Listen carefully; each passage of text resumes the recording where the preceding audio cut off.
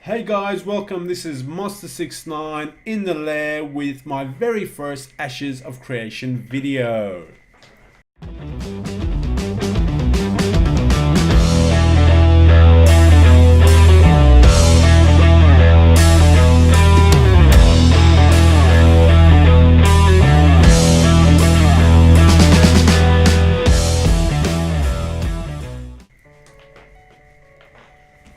Welcome back guys, this is Monster69. I've just repeated myself, damn. Yeah, Ashes of Creation guys is an MMO that I'm following very closely, and I wanted to make videos about it, about stuff that spark my interest, if you like, or excite me. So this particular video guys is based around the cosmetics that have been released this month. Go check them out on the AOC webpage, but I'm not doing it for the sake of cosmetics. I am very interested in the races and the different cultures that will exist in Vera, and a lot of times these cosmetics give us a great insight to these cultures and races. So before I begin guys, for those that are new to AOC, let's go through the race breakdown. Again, this is all available on the AOC webpage. So there are 4 main breeds or species that you can choose from to start with at the moment. There are humans, elves, orcs and dwarves, but each one of these races has got 2 sub-races beneath them. So here you can see, for example, you got the Ayla humans, you got the option of being a Kayla or a Valoon. With the Pyrian elves, you can be the Empyreans or the Pirai. With the Kavak orcs, you can be the Renkai or the Vek. And with the Dunzakil dwarves, you can be the Dunir or the Nikua. And this is where the cosmetics of this month are relative. So the cosmetics are the Nikua dwarves, guys.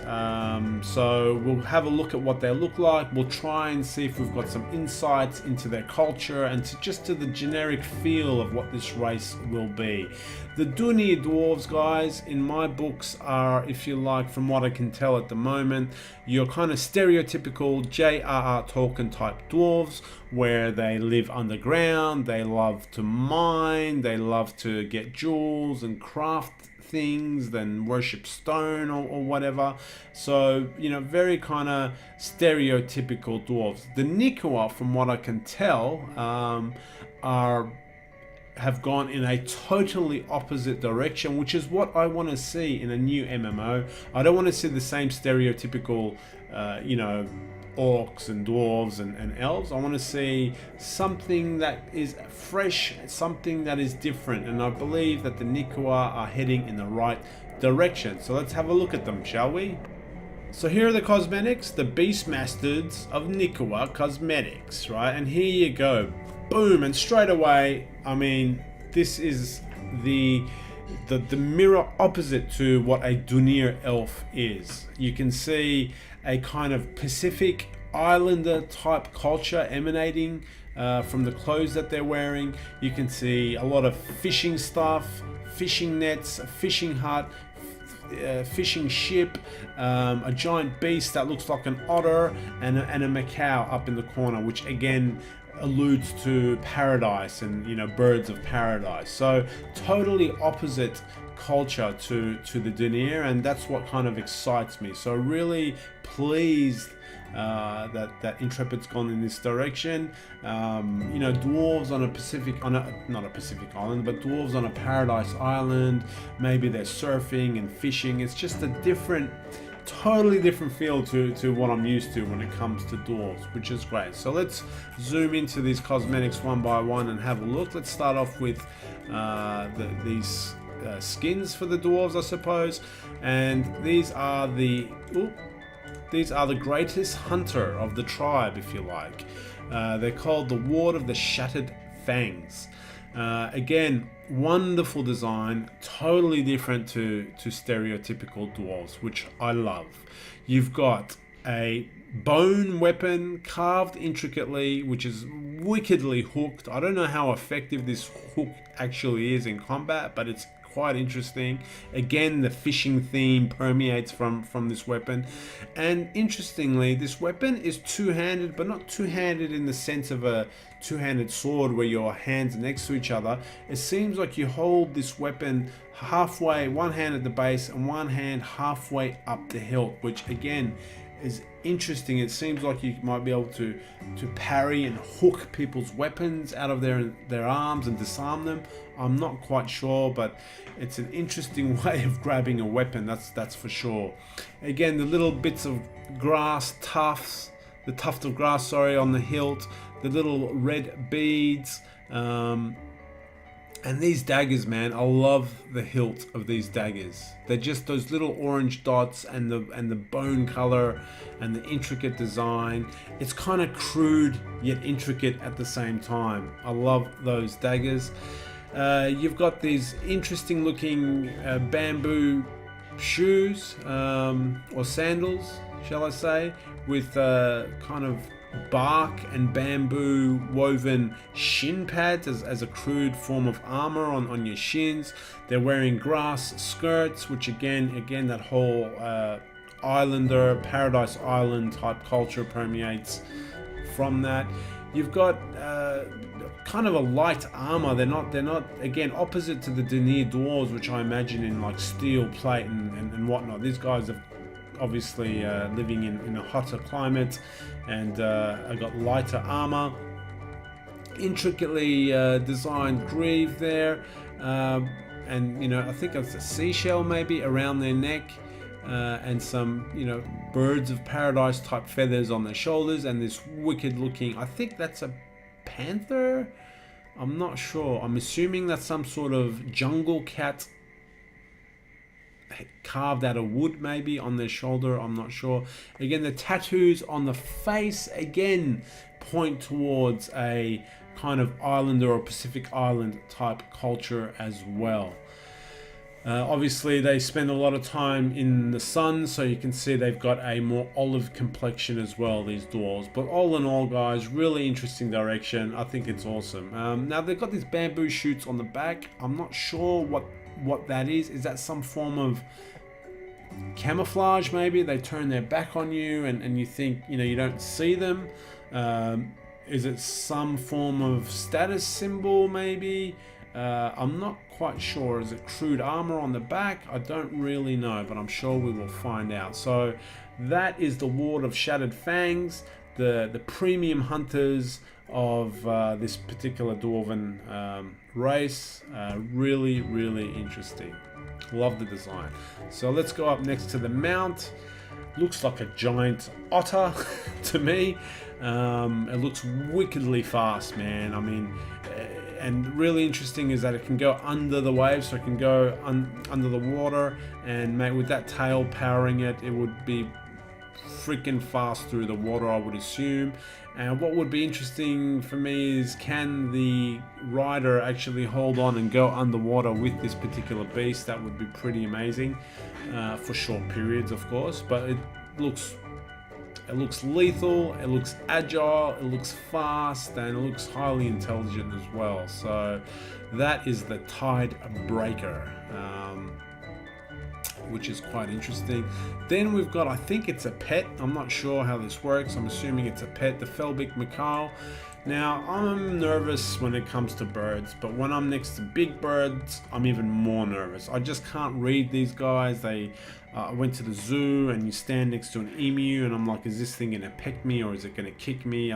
There's no good thoughts going through my mind when I'm next to a big bird. And I think standing next to one of these things would make me even more nervous, simply because of that huge, massive beep fang, I mean not fang, the beak that's on its face. Yeah, I wouldn't want to be near one of these. I wouldn't trust it near me. I don't want to see one. I'd probably want to just maybe kill one for its feathers or something, and that's about it. It looks like it can run freaking fast, and it looks like it can peck the crap out of you. One thing I'm a little bit disappointed, I have to say, is using earth creatures and kind of mashing them together is, I mean, it's not that bad, but to me it's a little bit unimaginative. So here it's actually called the Felbic Macaw. So there are macaws on Vera, which kind of means, and there are macaws on Earth. And I don't like it when a fantasy world has got too many themes and stuff that are directly taken from our beautiful planet Earth, because I just think that's a bit unimaginative. Getting a macaw head and sticking it on an emu's body and calling it a Felbic Macaw, could be a little bit better. And this, you get a cloak, guys. You get a cloak, which I wouldn't wear over my dead body. Would I wear one of these things? Now, first of all, the practicality of it is not very practical, in the respect that you've got this shark lower jaw resting beneath your throat. Now, yes, it's intimidating. I agree. If I saw a guy walking in the bar with a cape on and a shark jaw around his neck, I would go, wow, this guy, you know, don't mess with this guy. But I just think it's a bit impractical having these sharp teeth resting below your jawline. And if I really wanted to, if that said person walked into a bar and really annoyed me, I'd go behind him and yank on that said cloak and watch the teeth just like ravage his lower throat. So yeah, I'm not really a fan of that jaw holding the cloak around your neck, let's put it that way. And then the cloak itself, guys, I went fishing recently, and in Sydney Harbour I actually saw this cloak. I saw this cloak. It was like a plastic net with some fish caught up in it and some seaweed all tangled together in it, and that's what this thing reminds me of. So I'm not a fan of this. It looks like a mess. You've got fish and starfish tangled in this weird net like thing with some reeds. Are these fish rotting? Do they stink? Do you eat those fish? And what are those starfish doing there? It's all a bit messy, to be honest. I'm not a fan of this cloak, and I will not be wearing one of these, that's for sure. But if this is your style, hey, knock yourself out. Scrolling down, we've got, oh, this is a thing of beauty. We've got the Twin Hunters. This is one of the boats of the dwarves, the Nikua dwarves, and mate, look at it. It is stunning. It just exudes speed, speed, speed. You've got the twin hulls, which are fast. You've got the twin sharp sails, which look like butterfly wings. Simply beautiful. And then even the masts have got sharp points, which again sort of give you that impression of speed and aerodynamics. So I love this thing. I think it would be awesome to zoom around one of these things up and down the coast. It doesn't look like a deep sea vessel at all. It looks like a coastal ship. You could use it for fishing, for kind of exploring, if you like, maybe even smuggling things, I don't know, but it looks fast enough to get away from anything if the wind is pointing in the right direction. Again, it looks like a butterfly and it stings like a bee. Beautiful. So that's the Twin Hunters. And then finally, the last cosmetic guy is this Fishery of the Waves, as it's called. It's a fishing hut.